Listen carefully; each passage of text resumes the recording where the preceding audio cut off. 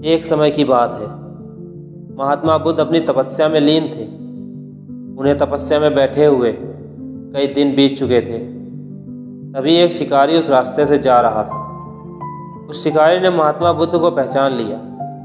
शिकारी ने महात्मा बुद्ध के बारे में बहुत बड़ाई सुनी थी, किंतु अब महात्मा बुद्ध की बड़ाई से संतुष्ट नहीं था और उसने परीक्षा लेने के लिए सोचा।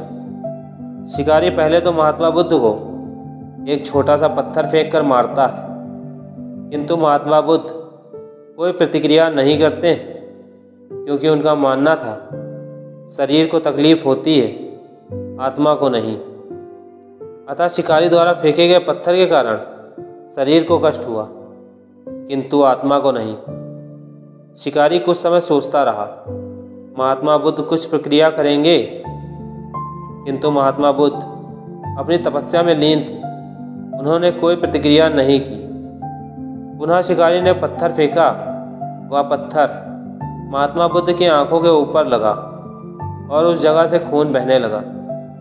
महात्मा बुद्ध को आभास हुआ उनके शरीर से रक्त बह रही है, किंतु वह फिर भी अपनी तपस्या से नहीं उठे। शिकारी को गुस्सा आया और उसने पुनः एक पत्थर और महात्मा बुद्ध की ओर फेंका। महात्मा बुद्ध के शरीर से अब खून अधिक बहने लगा। इतनी पीड़ा महसूस कर महात्मा बुद्ध की आंखों से आंसू निकलने लगे।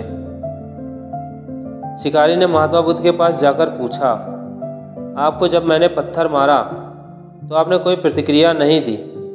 महात्मा बुद्ध ने बड़े ही सरलता के साथ कहा, क्योंकि इससे मेरे शरीर को कष्ट हुआ है, मेरे मन मस्तिष्क को नहीं। शिकारी अचंभित रह गया। उसने पूछा, फिर आपकी आंखों से आंसू क्यों बह रहे हैं? इस पर महात्मा बुद्ध ने पुनः कहा, तुम्हारे द्वारा किए गए अनुचित कार्य के परिणाम के बारे में मेरा मस्तिष्क, मेरी आत्मा विचार कर रो रही है। तुमने इतना बड़ा पाप किया है, तुम्हें कैसी सजा मिलेगी? बुद्ध की बातों को सुनकर शिकारी महात्मा बुद्ध के चरणों में नतमस्तक हुआ और उनसे क्षमा याचना की। महात्मा बुद्ध क्षमाशील व्यक्ति थे। उन्होंने तुरंत शिकारी को क्षमा कर दिया और अपना आशीर्वाद दिया। वह शिकारी महात्मा बुद्ध का आशीर्वाद पाकर एक महान व्यक्ति और साधक के रूप में जीवन व्यतीत करने लगा।